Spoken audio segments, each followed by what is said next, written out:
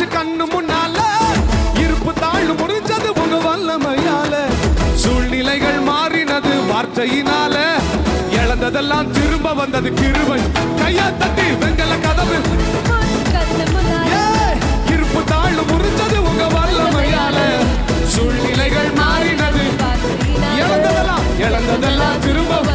நன்றி நன்றி நன்றி